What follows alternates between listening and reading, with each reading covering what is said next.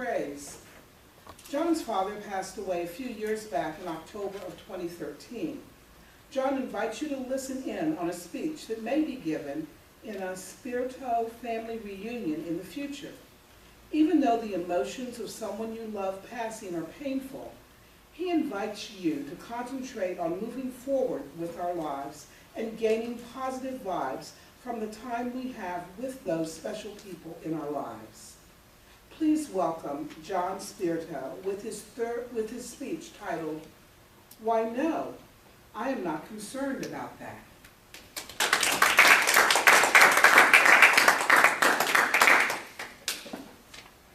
Thank you for that welcome invitation.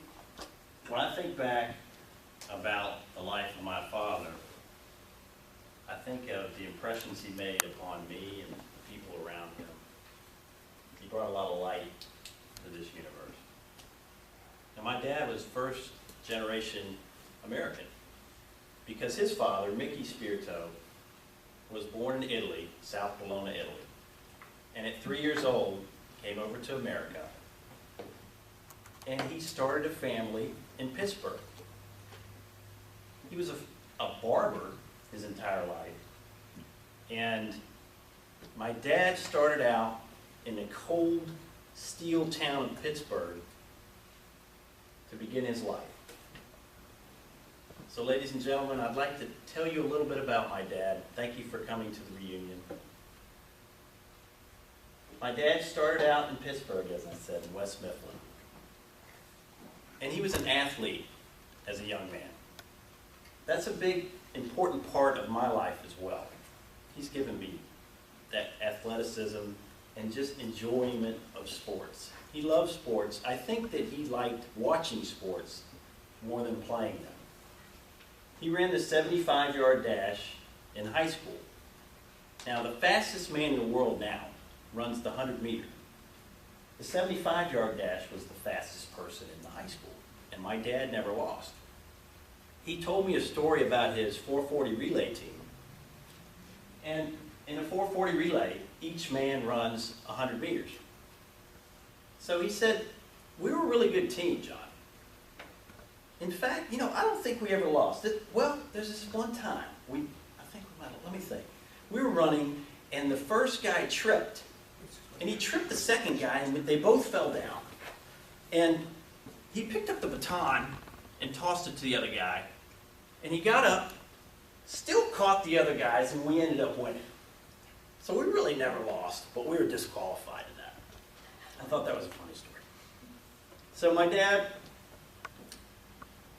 also was the first Spirito to go to college. And he went to a small college, St. Vincent College in Latrobe, Pennsylvania. And he graduated with a chemistry degree. Then he was awarded a scholarship to go to Purdue University, where he studied biochemistry. And he received his PhD and got his first job in Atlanta, working as a biochemist. About that time, I came along. So my dad was this great, smart scientist, but he loved sports, and he had a young son, and he ended up coaching me from 5 years old to 13 years old. And our teams may not have been the best talent, but we always were competitive. I remember in basketball one time, we were 10 years old, 11 years old, and he had us running the UCLA full court press as 10-year-olds. And during that season, we were up this one time by like 25 points. So he took out all the starting five and put in the younger guys. And we started watching the score go down. And they came back all the way and tied up the game. And they went ahead by 10 points. So finally my dad put us back in. And in the last 2 or 3 minutes we were able to come back and we won at the last buzzer. And I was so mad at my dad because as a kid, you don't want to lose, right? And I said, Dad, don't you know we could have lost that game? Weren't you worried about us losing? And my dad said, no, son, I'm not too concerned about that. Because what he was concerned about, he said, I wanted you guys to have to work for it. We were killing that team. We don't need to rub their nose in the dirt. As I grew up, I played baseball. And the story I'm thinking about baseball is not about sports, it's about driving.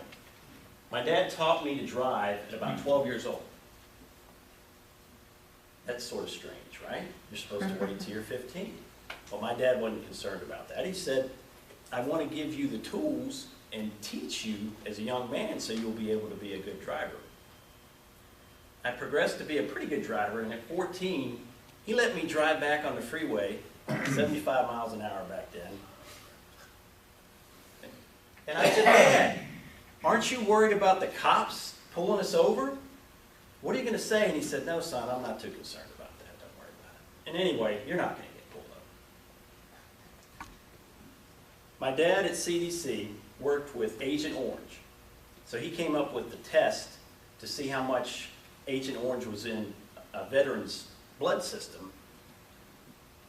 He also worked with smoking. Smoking was a big deal back in the 60s. And he showed me this smoke machine over there at CDC that would smoke the cigarettes, like 12 of them, and it gathered all the smoke, and it came up with all the chemicals that were in that tobacco and secondhand smoke. And I think you all know with CDC giving all that information out, we pretty much know that smoking is really bad for us, and I think we've really curtailed smoking. The last thing that he did that I remember is he did a study on nicotine, again with dipping tobacco, which his son dipped tobacco. And my dad gave up smoking once he worked at CDC. He started smoking at a young age, but got smart as he got older. So I was dipping, and he found out that the dipping manufacturers, as they increased in sales, they increased in what's called unprotonated nicotine. And that's what gets in your bloodstream and gives you the high. So Copenhagen has the most unprotonated nicotine, and it's the best seller. Down we have down here at Timberwolf has the lowest amount, and it's one of the lower sellers. So he convinced me to at least try that, which is the lower grade of tobacco, and eventually I gave him up. But I said, Dad, aren't you worried about catching something over here at CDC? You got HIV virus, you got some kind of bacterias out there, you got to go in suits and everything. And no, I'm not too concerned about that. So with all that, my dad built confidence. Because, you know, when you listen to people around you, you can think of 1,000 things that can go wrong when you're trying something new. And my dad said, forget about all that stuff and go do what you want to do. So I give to you, Toastmasters, when you're worried about doing something, I say, could be speaking in front of people for the first time. It could be speaking in front of thousands of people, or maybe skydiving. I say, go out and do it. And then afterwards, when people say, weren't you worried about failing? You can say, no, I'm not too concerned.